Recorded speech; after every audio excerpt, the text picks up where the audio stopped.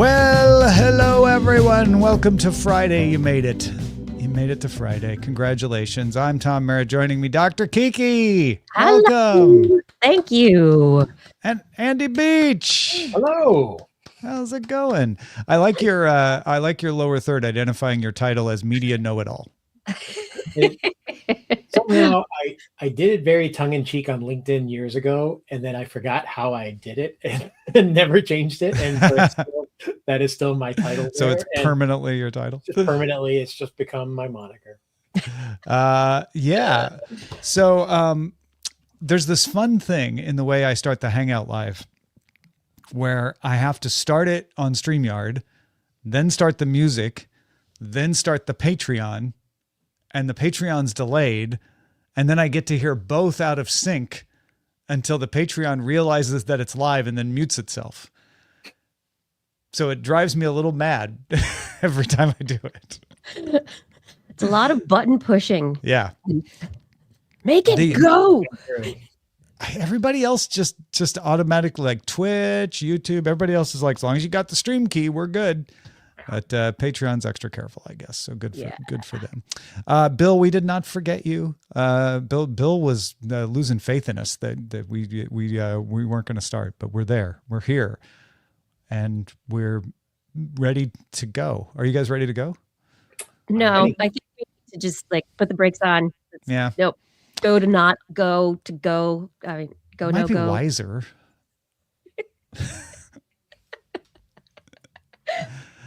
I wanted to get y'all opinion about this story on the BBC from earlier this week.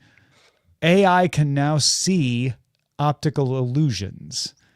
The short version of this story is a team led by A.G. Watanabe at the National Institute for Basic Biology in Japan conducted experiments with PredNet. The Pred stands for prediction. Where they were training it, because it's a deep neural network, to work the way human vision does, right? Where human vision, and Kiki, you could probably explain this better than I can, honestly. It's like if I get this right, we sort of kind of predict what we think we're going to see, and then we compare that to what our eyes are getting from light and then reconcile it. Is that right? Yeah, at a basic level. Yeah. Yes.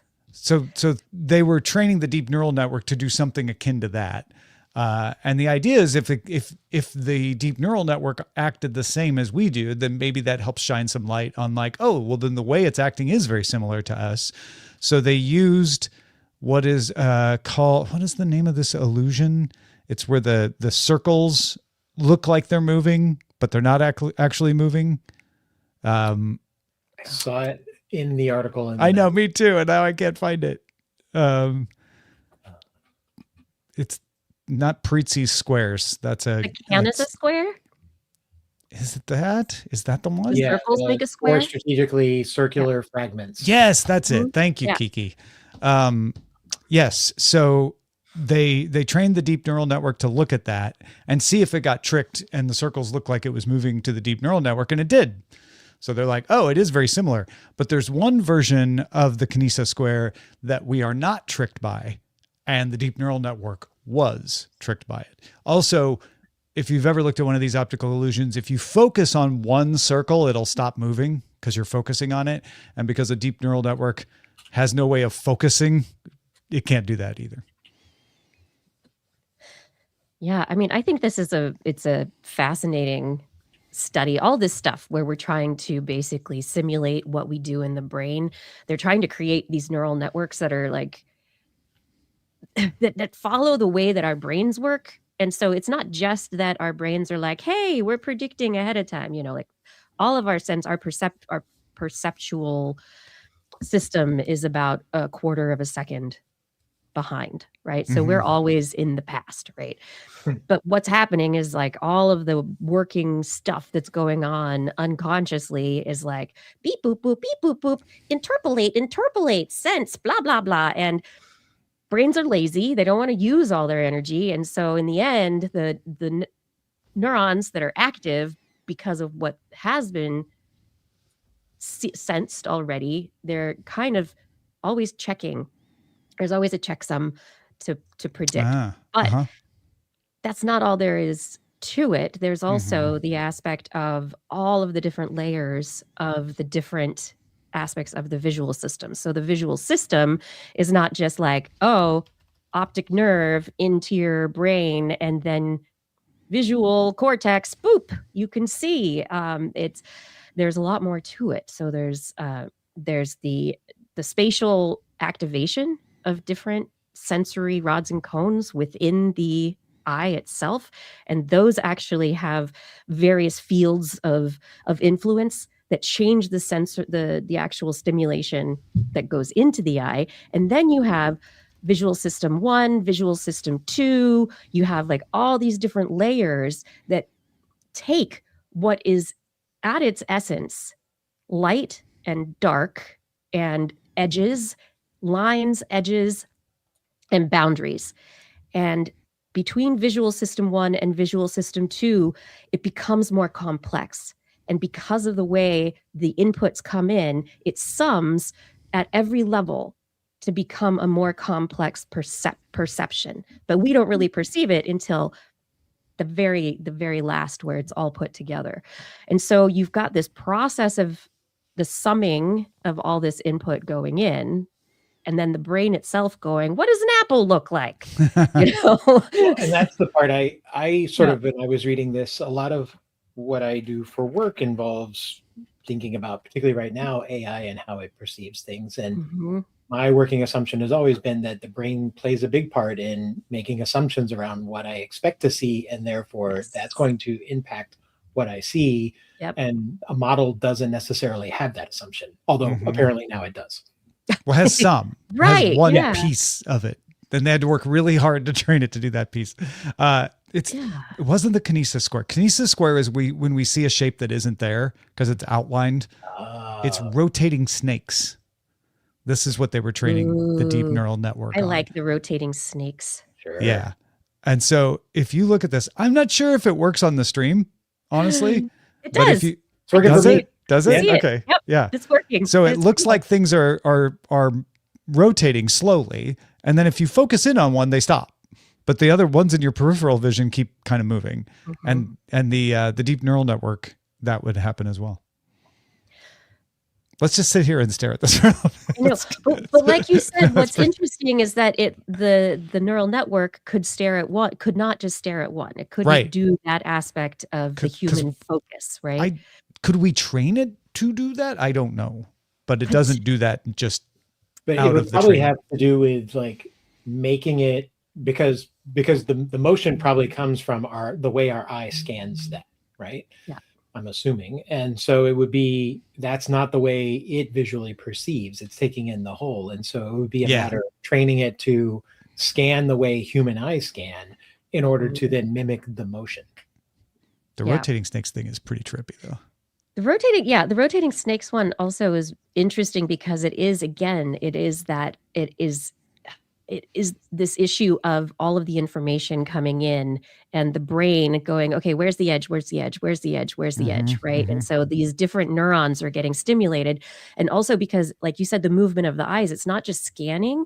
Our eyes also have this very slight vibration, the nystagmus, that's involved in like our whole vestibulo-ocular system of balance and being able to remain upright and know. Is that different than the Socrates? The saccades. Saccades, thank you. Yeah. So Socrates was a lesser known Greek philosopher. Saccades is the thing in your eye. Got it. And now I'm having like, my 12-year-old person jokes in my head. Internal thoughts, Kiki. Hey, it's Friday. It's the Hangout. It's all good. Yeah, so they're very similar. Saccades are more of a movement that occurs as you are turning. So your eyes will go back to a spot that has been before. And that's similar to the scanning. It's not something that we do on purpose. But the nystagmus is just it's part of the how the brain is constantly and the eye is constantly working together to keep us oriented. And some people can have dysfunction of that system, and so they'll have their eyes will constantly just kind of not be able to keep on target. they talked about in this BBC article, there are cases of people who lost their vision very early in life, regained it later, and don't see the rotating snakes because the development of their perceptual system didn't happen when they were young. Yeah. Yeah. Which is fascinating. So it's a learned thing, not firmware. Yeah. So that's one of the things that, what aspects are learned and what continues this is where I get really interested in, like, the brain, oh my gosh, which is how with the visual system and, there's some other systems where it's not plastic forever, where you have a period of time when you're young that you can't learn easily after. So it's just like whatever you learn, that's what it's going to be. But then there are some skills that can keep you doing stuff. And so can we add that to these learning models? Can we add that to these programs? That like burned in software versus the adaptable software. Yeah. So that there is two parts of it. Yeah. Because I think that's important as well. Well, it's like your read-only memory and your random access memory, sort of. Except read-only memory is just built in, right? Whereas what you're talking about is learned. It's just you can't. Once you learn it, you've learned it. Right. Yeah. Wow. That's a field programmable gate array that gets fixed. Easy. Totally easy technical problem to deal with, right? One of the things that this didn't mention, and I'm going to have to go now rat hole and research on it later, is I'm curious about what the sort of maximum and minimum resolutions of work for the image, because a big chunk of what I deal with when I think about computer vision and working with it is the amount of visual data you have to pass to a model in order for it to understand. And it's typically a lot, like, because I deal with a lot of media people, they're actually always overhanding material. Like they think you need a 4K file and it's really much lower. Like 1024 by 1024, I have been told, is usually the max of what an image model needs in order to do what it's doing. Anything above that, you're sort of just wasting bits. And so a lot of, as we design systems and think about what we hand it, it's partially how little can we get away with, but how much do we have to give it in order for it to do its job? Is that a fixed thing or is it a function of current technology? Like, would there be models in the future that will be able to take advantage of the 4K, or is it just like, nah, you never really need more than that? That's all you need to make a good guess. It's somewhat job dependent, my understanding of it so far, because like, one of the things that I tend to use it for is like identification of people on like a football pitch or a football field or a basketball court while they're running. You want to be able to identify them in some manner as they're moving. And it's not 4K. Like a 1080p is actually totally fine. Even 720 will get you a lot of the way there unless it's just a really bad camera. You start to get into a place where it also depends on camera model, sensors, lenses, and other pieces of the pipeline that led to you getting the image. But I haven't seen a case where the more richer data is somehow some additional benefit that it gets above and beyond. It just sort of uses what it needs, and then it kind of ignores the rest, as far as I can tell from the testing we've done. See, that's a difference between it and me. What, you need 8K?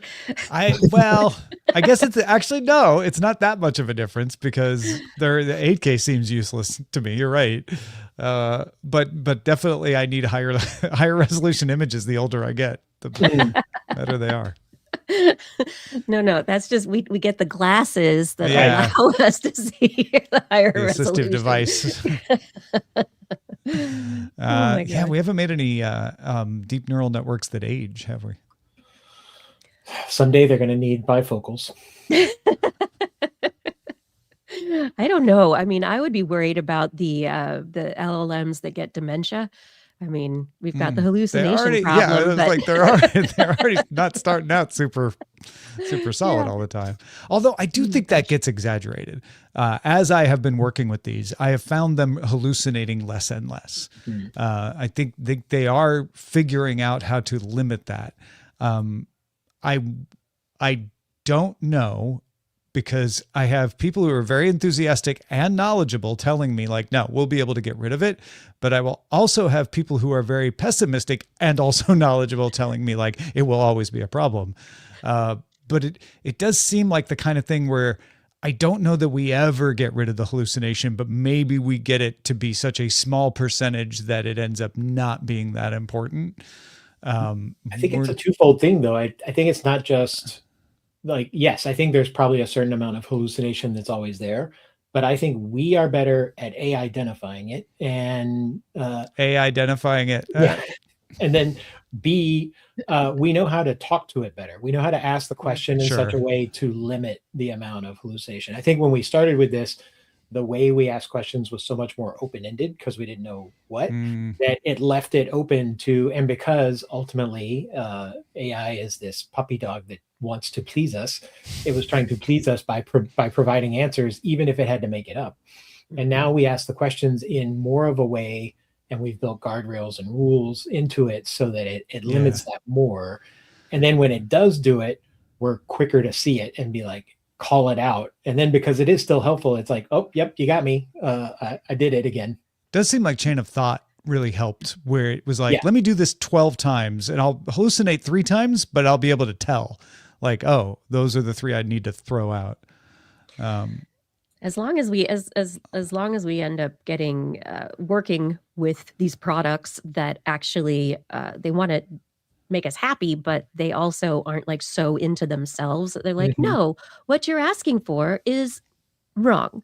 You know, there was something I saw recently where it kept telling me that there were 3 T's in a word, and it kept trying to, there was something I read, and it was, there are 3 T's in the word, and then it would go spell it, and there were only 2 T's in the word, but then it would go back to it and say, nope, there's 3. And there's something about its own conviction to its answer in some products, not all of them, in how that, and if that is baked into the iterative nature of learning and incorporating information, then that is not helping the model get better. I think they've even specifically, that it's not even specific products, but it's specific models within those products that they see those errors and have started to be able to identify them and use them as a marker of it. But it's still taking us time. Like it's sometimes weeks and months before we realize that, oh, that you've got bad data and you've been lying to me.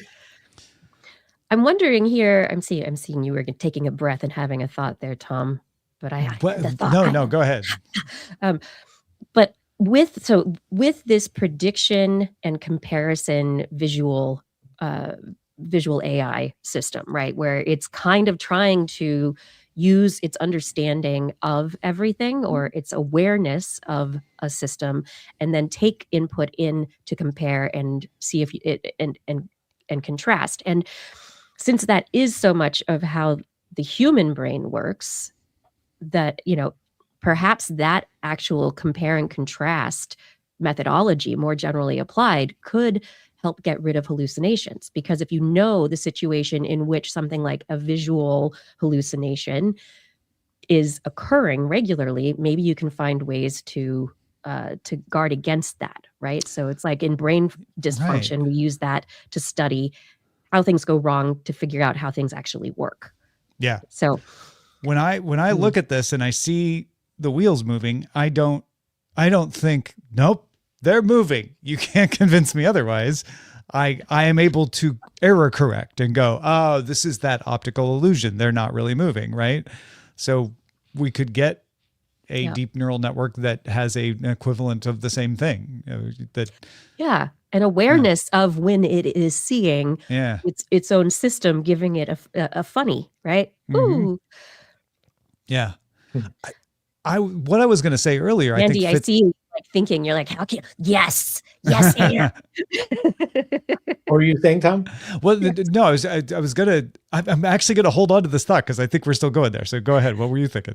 Oh, well, where I was going was, whenever I think about AI, I think of the timescales and how different it is in comparison to humans. And so like you were saying, yes, you see them turning, but you don't freak out about it but I also think, well, that's because you grew up with optical illusions being a thing that even from as a kid you were shown. But were optical illusions a thing in the 1500s that somebody would have averagely seen? And how long ago was like 500 years in current AI terms? Because that's how far back does it's just a trick of the light right and go, right? Like, when would the AI want to burn us as a witch because we showed it? That's where my brain was. If you have yeah. What I was thinking is I am more and more trying to remind myself that large language models are large language models. They're not artificial intelligence. They are a subsection of artificial intelligence, and they can do some very impressive things. But all the stuff we've been talking about, well, if you put guardrails and filters and chain of thought so that it redoes the problem 10 times to make sure, that's all epicycles. That's all things we're doing to milk as much value out of the large language model as possible. But in the end, it is just a large language model. It is a model meant to simulate language, and it's getting better and better at that. And we're able then to make it do other things. The way we're able to get very impressive results out of an even simpler model that can only do ones and zeros and do operations on it. So I wonder if really the next wave, whenever it comes, is computer vision, true computer vision that's not multimodal LLM, but there are actual computer vision models that are working on that, which this deep neural network is an example of, right? Because its PredNet is not a large language model. It's a vision model. What about the other aspects of the brain? Language center is just one part of our brain. If we only had that part of our brain, we wouldn't be able to do a lot of the things that we do. So what are the other elements? And then at what point do we combine models together? And that's when we start to come to something that is more like artificial intelligence, because it has cognitive reasoning and a language center and a vision center and all the other centers that make up all of the parts of your brain. Which, from a technical standpoint, I can't speak to the neurological. I'm going to let the good doctor do that. Thank goodness we have someone who studied that. Technical standpoint, it feels like that is until we hit true quantum compute, that isn't a thing we can even really tackle. We can certainly work on the different parts, but in order to get them working together cohesively with enough latency to mimic what our monkey brains do, then we would need something along the lines of an order of magnitude different compute power. Yeah, I think that's the interesting part of it, right? That with the systems that we have now, even with these massive data farms and servers that we can network and, try and simulate all the parallel connections and cross connections and everything that happen in neural networks. I think that is really actually been such a fascinating thing to actually understand, is that we have so much going on in our wetware that we cannot do. And this is something, Andy, that I thought has been a question for me for a while. I've always wondered, with quantum computing, everybody's like, oh, cryptography. Sorry. Which does use crypto. I know, but for having all those various predictions, I've always wondered whether quantum computing is going to be the next step, whether it has to be the next step in computing power, and also just the probabilistic nature of the firing of those quantum, what are they called? Units? No, qubits. Qubits. Thank you. And yeah, I've always wondered whether that would be the thing that takes it across the threshold. Well, in this BBC article, there's a section lower down about some work at the Artificial Intelligence and Cyber Futures Institute at Charles Sturt University in Bathurst, Australia, where Ivan Maximov developed a model that was able to simulate the way we perceive the Necker cube. I don't know if you know the Necker cube. I love the Necker cube. Yeah. It's one of those things where like every once in a while I'm like, look at the front, look at the back, look at the front, look at the back. Yeah. So your brain switches back and forth in whether you think it's in one orientation or another. Right. Mm-hmm. That's the idea of the Necker cube. And so this guy was like, let me see if I can make a model that can see the Necker cube the way we do and switch back and forth. And what he did was use quantum tunneling. Now, I don't think he actually was doing quantum tunneling. I could be wrong. I think what he was doing was simulating quantum tunneling in the model. Right. But by doing that, the model was then able to be like, oh, I see it this way. Wait, no, I see it the other way. Back and forth, the way humans do, about the same amount, like in the same amount of time, which implies that our brains actually use some kind of quantum tunneling or something like it when we are processing imaging. And that is one of the questions that people have been looking into with regard to neural functioning. We know that we have the connected neurons. We know we've got, so there's the neurons themselves that do like where the long distance connecting. We've got the astrocytes and the support cells that actually do like short distance connecting that are involved in synaptic plasticity and all that kind of stuff. But similar to like photosynthesis, where you have electron quantum tunneling through the photosystems, which allows for the actual energy transfer for that, anyway, for photosynthesis. It's been hypothesized that this kind of quantum, if not like quantum tunneling, but then entanglement also could be an extra. There could be like the way that we have brain waves that are like your alpha, delta, gamma brain waves, what are kind of like the overall brain wave. There's also like smaller, more precise waves within certain systems that line up. And when these different frequencies and different vibrations, I'm going to say vibrations, it's not new agey. Like literal vibrations. I'm not meaning. Yeah.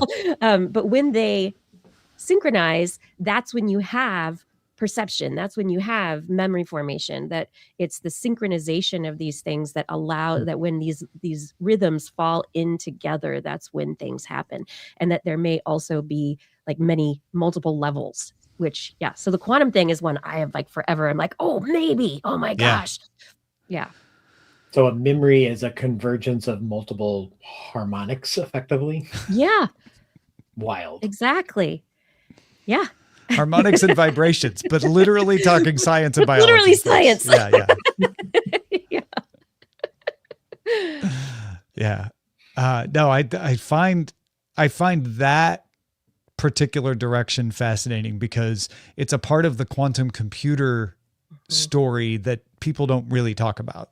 That there's a lot of hand wavy of like, and science, right? It'll break all of our cryptography and also do science. And this is a good example of like, this is the kind of science it might be able to help with.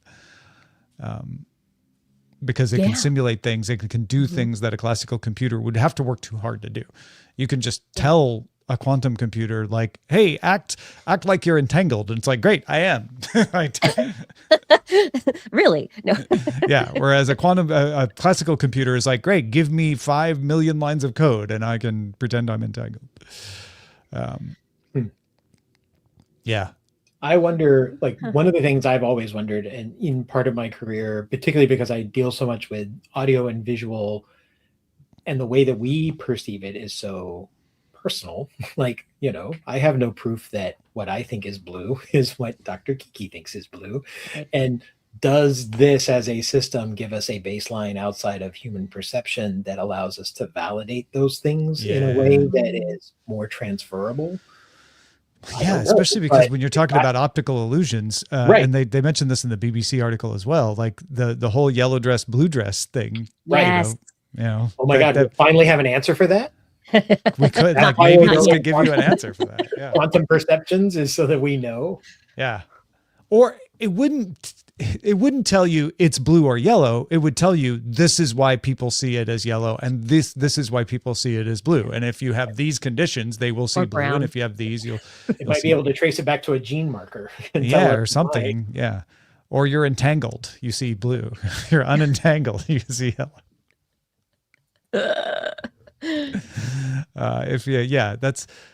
Buddha was trying to tell us to avoid entanglements. I don't think he meant that. Maybe. Or did he? We don't know. I don't know. I Probably am not. the butterfly. Yeah. I- No, I love this. I love this story mostly because I get to put the rotating snakes image up on the screen a lot. You're like, again, let's do it Yeah. again. What's What funny if about this too they have is little tongues on them? I love that. yeah, I know. And the tongues help you anchor too. If you look at the tongue, Right. it definitely stops moving. The one that I'm screen capping when I look at it is moving, but when I look over at StreamYard, that one's not. And I think it's because I have that window smaller. So that's why I wasn't sure if you guys were seeing it, because I'm like, it doesn't look like it's moving to me over there because the resolution got too small because it's in a smaller Yeah. window. Yeah. But I mean, I think that goes like also back to the question that Andy was bringing up about like what resolution is necessary. What is necessary and what is sufficient? Mhm. Right. And those are always big questions in physiology, in biology. Is like the question of, there's some things that you have to have, and you cannot get rid of them. But some things you have them. But what's the just enough? What's Yeah. sufficient to allow something to move forward? And our eyes are just dumb. Our eyes are the dumbest camera lenses, Don't listen to her eyes. And Oh, wait, you all can't. our You're an eye. Never Everything mind. about what we see is our brains. And so there is like a certain real parallel with computer vision there, because it's the same thing. You've got a camera, but then it's like, okay, how do you process all of that? Right. And if I'm you so want to glad to use auditory signals, you're gonna have to do that the hard way, right? Mhm. The vision sensor isn't going to get that. I'm making a note that a doctor officially said our eyes are dumb, because I've been a compressionist a lot in my work and career, and there's literally a title in compression worlds of a golden eye, which is a person that can see the perfect image and can see the flaws so that you can get to the thing. And I constantly was saying eyes are a stupid way to be evaluating all of this, and I always got such pushback. And now I'm going to be Now like, you can say, I know a doctor. a doctor said eyes are dumb. Yeah. And golden eye is going to tell you like, well, I guess I have a golden brain then. Yeah, exactly. They'll That's just it. Yeah. upstream.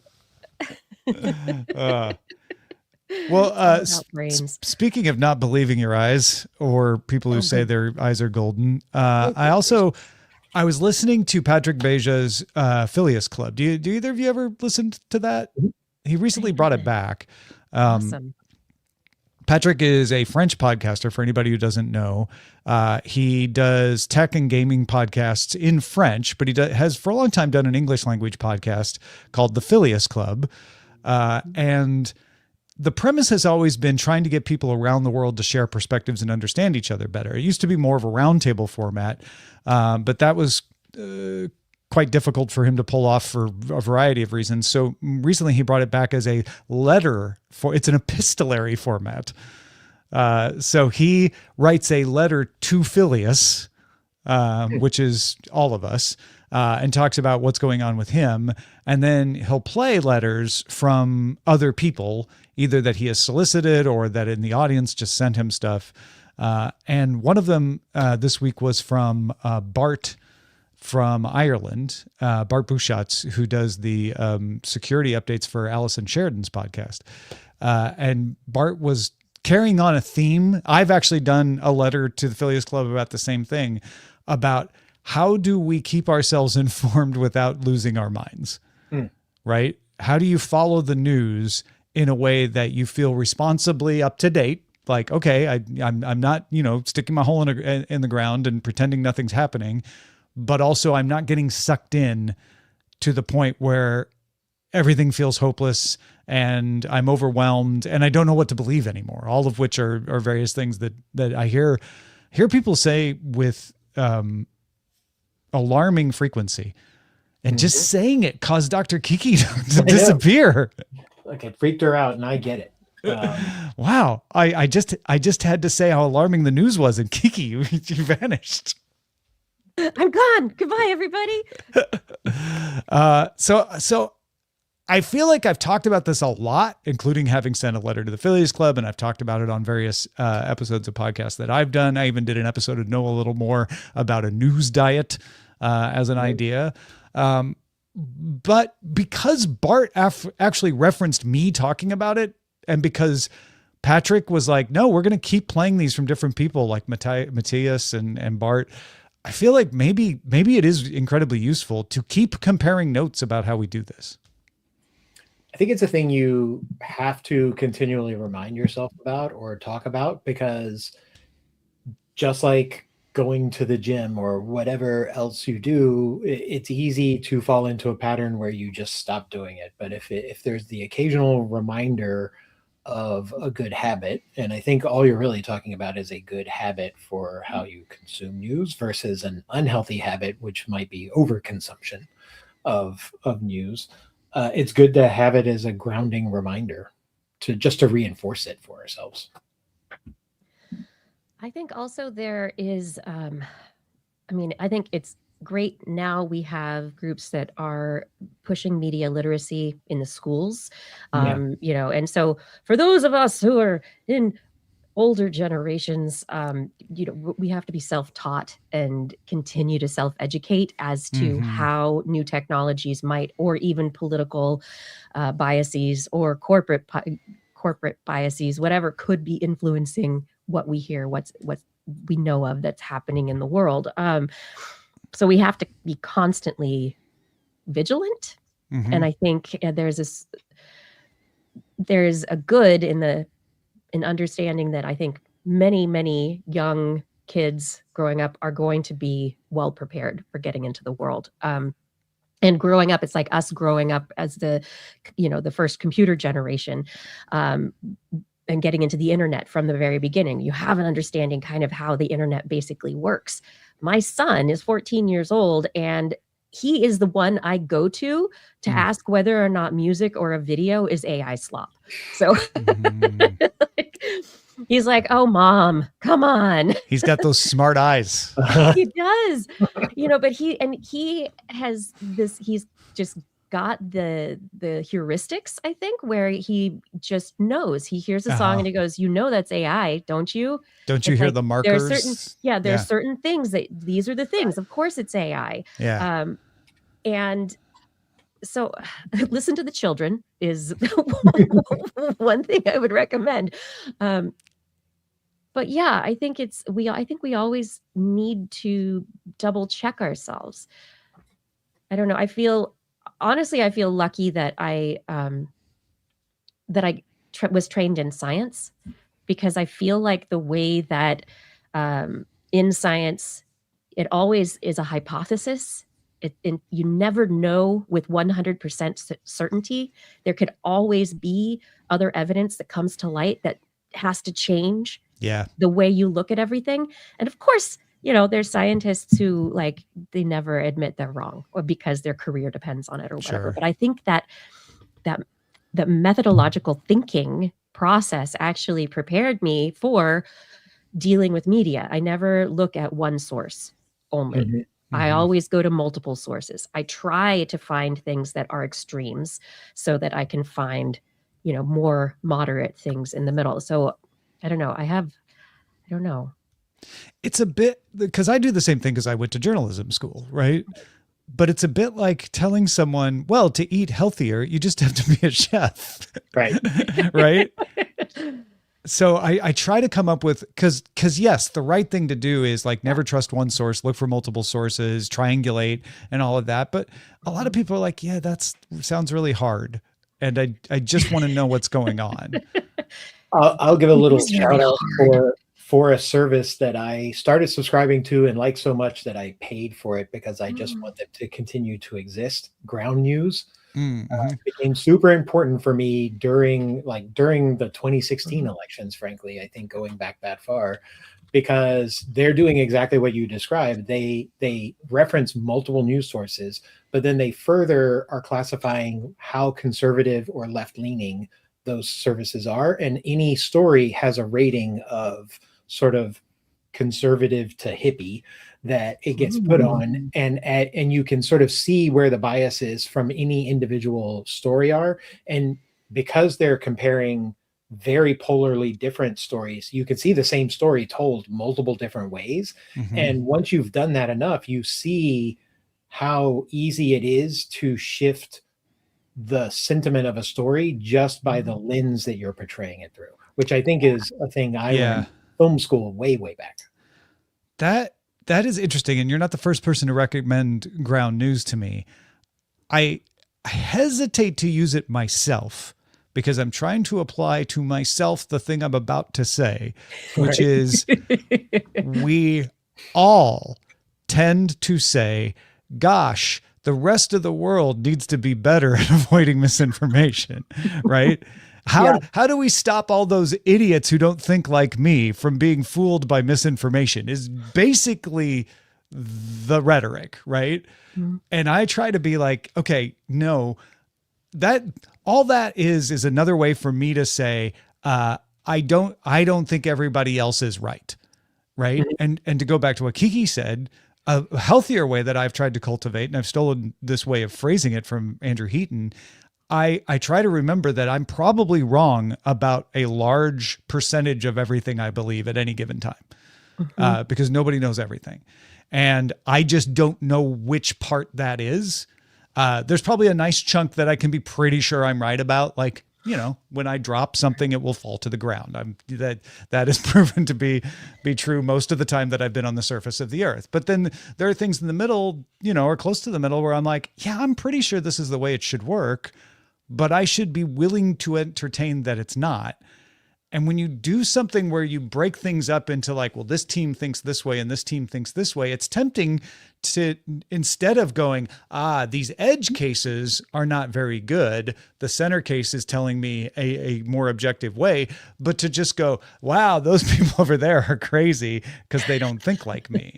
So I haven't picked up ground news for that reason. And I'm not pointing the finger at anybody else, but for me, I'm like, I feel like I would be too tempted and have a hard time sorting that out. And so I try to restrict my news to sources that I don't feel like I've been fooled by, and occasionally challenge me and say like, hey, you know, and in different ways, right? In ways that I'm like, oh, that sounds like something I'd agree with, but in the same story, they're telling me something I might not.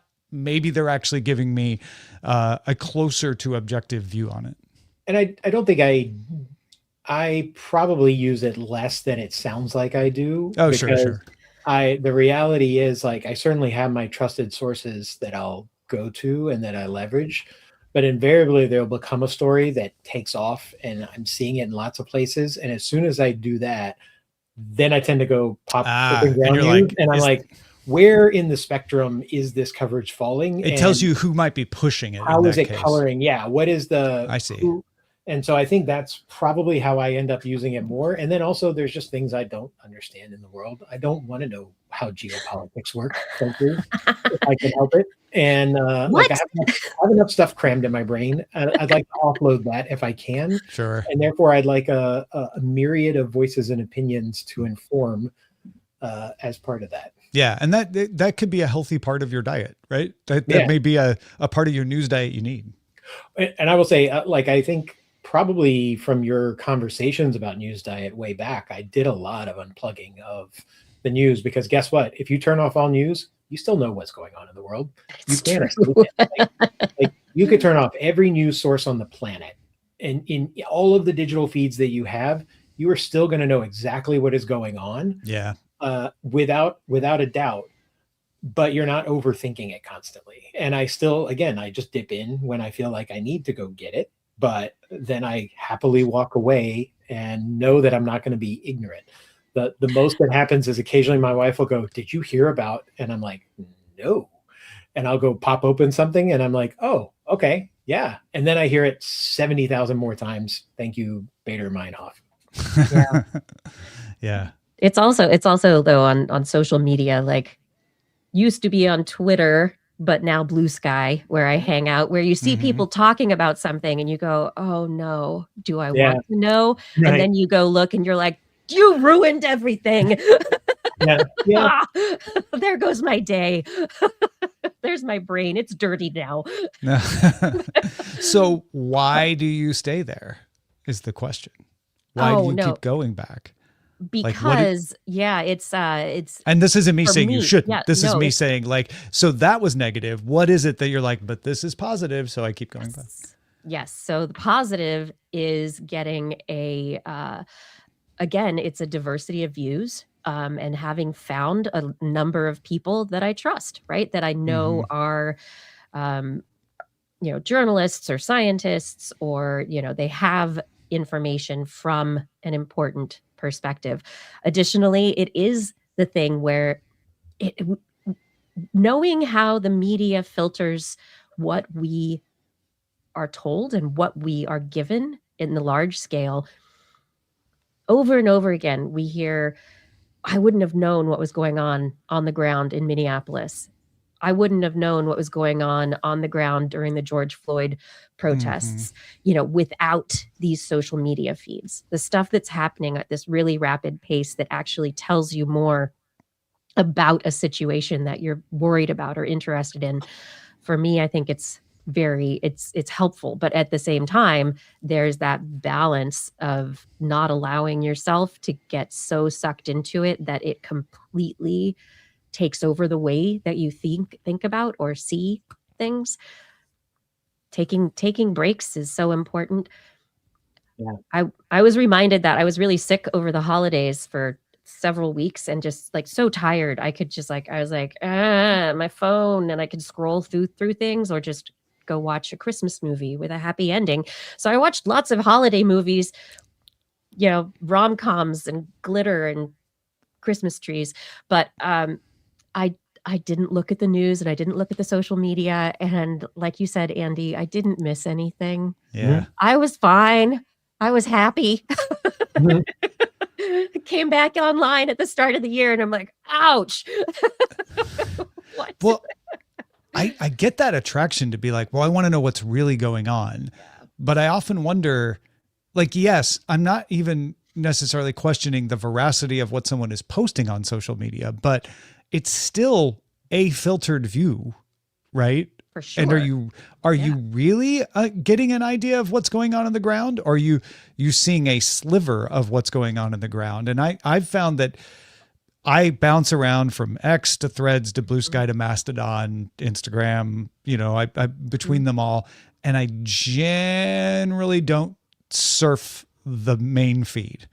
I just look at conversations that are being had with me, maybe look at a couple of things that are in the main feed, and I miss all of the stuff that you're talking about. I also am very careful about who I follow so that, I'm not getting people who are, even people I respect sometimes send things where I'm like, you know what, that's just building up rage in me. I don't need that. And I don't feel like I'm missing anything terribly important. And the few times when I do, like Andy said, someone points it out to me and I'm like, okay, now I will jump in. But I prefer that, and unless it's like last January where like the news is directly impacting me because there's a fire right over there. And in that case, I didn't go to social media very much for that. I went to social media maybe to see if there was any reaction in my neighborhood, but it was really bad for that. What was better was local news, right? Because they were actually out on the scene showing me what's happening right now and I could keep up. Or something like Watch Duty, which was tailor-made to be like, we're going to tell you about fires, or getting things directly from LA Fire Department briefings that were streamed on YouTube. When I needed to know, that's what I did. Yep. The other stuff kind of it feels like you need to know, but you can't really do anything with it. And I think that's where it really eats me up, is like, well, if I know all of this and it may or may not be the entire picture, and yet I can't do anything about it anyway, is it really helping me? Or is it better to have a more delayed 30,000 foot view of it so that I can form a more measured opinion about it? I think there's something to that. The physical response part, no question. But then, like, to bring it back to where we started with all this, it's almost like a conversation around sampling data and the frequency and the amount of time and attention you're giving it directly impacts almost at a cortisol level us as a processing unit. And if you're oversampling, you don't have a way of reacting on that, so it just ends up creating either tension in the body or bad habits, or put you in a funky mood. But then you can think about sampling bias and perceptual bias, right? So it's everything you're seeing is, if you're not specifically going to, like, I know people who are journalists and have friends who they live in Minneapolis. So I'm going to social media to specifically look at their accounts and see what they're saying and what they're experiencing, right? But if I'm not doing that and I'm just like, oh, all the people that I thought would be nice to see, but this post, ding, ding, ding, dopamine. This is one that jives with me and it fits with my worldview. And so I'm going to look at this and, bad things. Maybe I'm now a little angry, scroll a little further. Oh, another thing that fits my worldview. And dopamine. So your perceptual system is leading to an even further attentional selection bias that is completely led by your identity, your sense of self, and how you want to think about the world, and what you respond to. So, yeah. So, it's a bit like hair of the dog. Yeah. Where you're using the thing that caused the problem to temporarily alleviate the symptoms of the problem. Yeah. Yep. Yeah. I think though it is that in trying to figure out how to consume the fire hose, right? There was some movie. What was it? Herbie the Love Bug? No, Ballerina, the John Wick spinoff. Yeah. Oh, right. Yeah. With Anna de Armas, and there was it Ballerina? There was one scene where, like, it was Ballerina. Guy had a flamethrower and she had a fire hose, and like they were attacked, and it was amazing. Yeah, the fire and water, and but the fire hose eventually took out the dude. But I'm sorry if you've seen the movie. If you haven't seen the spoiler. movie, I just spoiled it for you. There's lots of other cool things in the movie. Don't worry. No. But if you're trying to drink from the fire hose without figuring out how you can just take very selective bits of spray, get very selective parts of it, and on your own terms, and checking to see whether or not now is the right time for the fire hose. If you're not looking into it, very cognizantly, I think that's where we run into trouble. Andy is in our chat. They're so sick. I figured I would just add more spoilers. The fire hose was Kaiser Soke. Sorry. Is it Dad Joke Friday? Oh my God. It can be. I'm like, I don't understand why they have to be called dad jokes, because I love them. That's a really good point.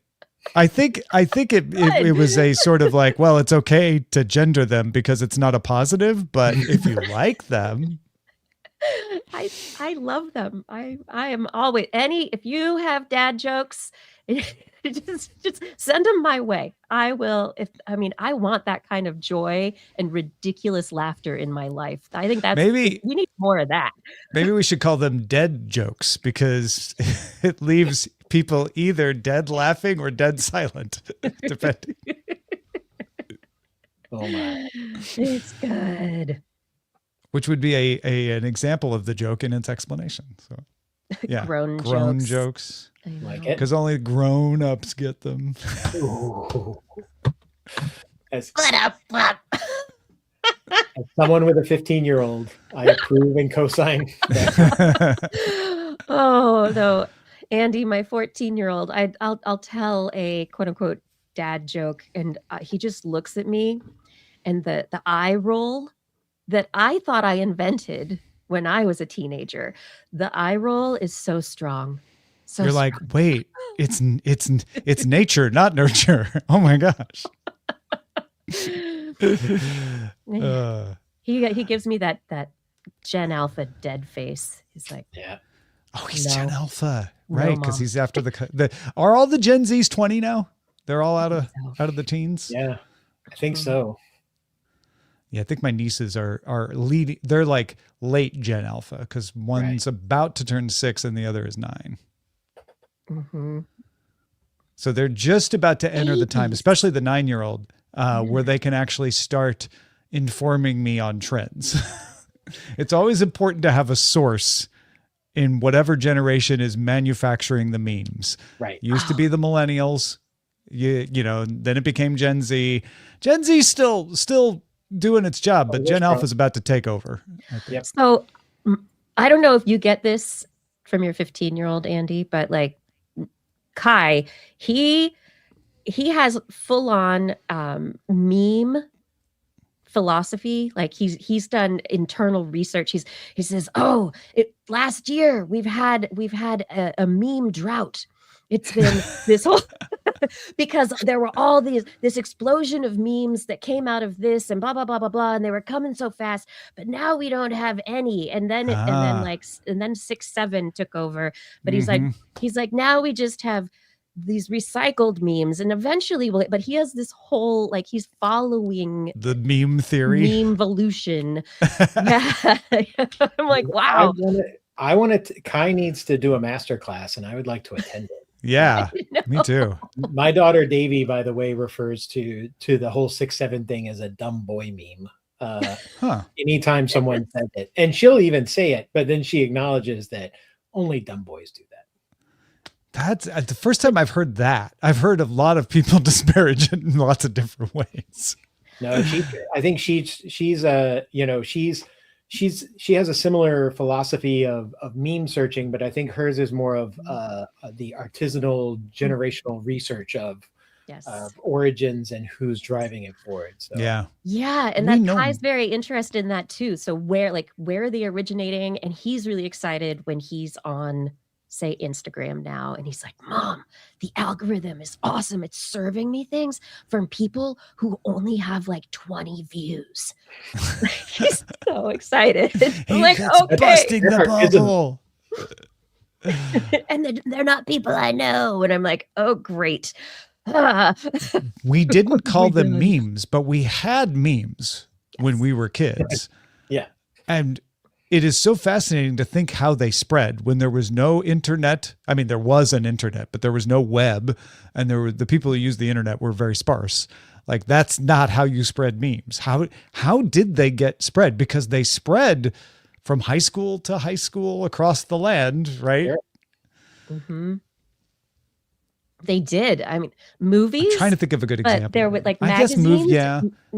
Teen magazines and movies. I think would have been a lot of it. Like, but some of it would just be like everybody making the same quote from Porky's. Mm-hmm. And I bet if you did a study, they all started to quote it within a week of it hitting the theaters, and without talking to each other, right? Without communication. Everybody just glommed onto the same thing. I mean, it's the same way, hundreds of years ago, several different parts of the world created the sandwich at the same time. Convergent evolution. We didn't have the a sandwich vat to show us, but we all evolved it, and everybody thinks they created it. Yeah. And the Earl of Sandwich wins because it got named after him. Even in other languages, it's sandwich. Andy Wilkinson is this. I was just thinking this. Summer camps. Summer camps. You go away, you meet people that you haven't met before, you have this crazy summer experience, and you have jokes, inside jokes, things that you meme spreader events. And then you come home and you tell your friends, and then you have pen pals. So. This is why I was always behind on the memes, because I never went to summer camp. Oh, Tom. Yeah. If you were like me, you were just at the library all summer. I was. I was leading the readathon in the summer book of that. Yeah. OG bulletin boards. Yep. Yeah. I I mean, some yeah, are, once Mhm. BBSs came along, then memes started to have a little more fluidity to them. Yeah. Right. And then news groups, Usenet, and all of Yeah. that really, honestly, growing up with but in my 20s, I was using Usenet. That prepared me for the modern world more than anything else I did in the 90s, because almost all the problems we have on social media were there on Usenet, were there on message boards, were there Yep. on BBSs. They were there in different flavors and different scale. You were already inoculated for the trolls. Yeah. You didn't have to learn. Yeah. I wonder sometimes if like the biggest problem with social media is that it's not segmented the way Usenet and BBSs were. Right? You're not supposed to have one big message board for everyone where everyone can see everything. That's just chaos. And oh, look, we have chaos. And I'm also like the concept of scale as well. I've wondered if because of just how many people there are on the internet, how, as we've gone from, what 9 billion people, like 8 billion, Just like close to 9 billion people. Like it's just the growth of our planet and just the number of people on it. I'm just wondering how that itself and the interaction of larger and larger groups of people, how that is part of the chaos. That right? goes right along with it, right? Because everybody says the same thing about every social network. It was great at first, and then everyone showed up. I know. Thanks a lot. Yeah. Yeah. Well, thank you a lot for hanging out today. This was super fun, and we covered a lot of ground. This was so great. I hope you guys had as much fun chatting as I did. Oh, it was a ball.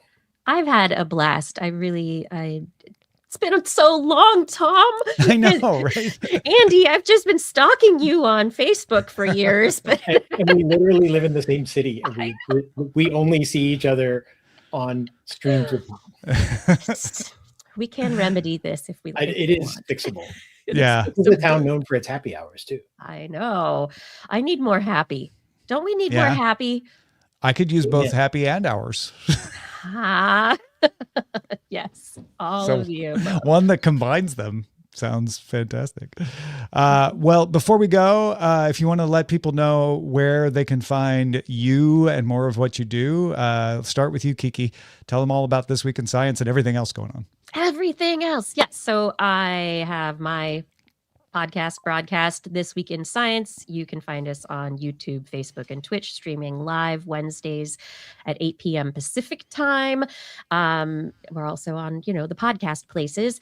And then I also am, I've developed an organization, co-founded an organization called the Association of Science Communicators. So if you know anybody who's a science communicator, or if you're a science communicator, check it out. The Association of Science Communicators will be having a conference in Portland in March. It's hybrid. I'm the hybrid producer. But we're going to be talking all sorts of science communication stuff. So come to Portland. Or I'll see you online. Yeah. Come to Portland and make Andy and Kiki say hi to each other in person. Yes. That sounds great. When is it? So it begins virtually in the beginning of March, but is in Portland, March 26th and 27th. 26th and 27th. Excellent. Yeah, and I'm going to go see the Tomorrow Theater, which is from the Portland part of the Portland Art Museum stuff. I'm going there right after this to go tour their theater because I'm going to be organizing a science movie event. Ooh, fun. So even more. We're going to have all like citywide public facing events. We're going to have a burlesque and variety show night. We're going to have all sorts of good times. Any cocktails?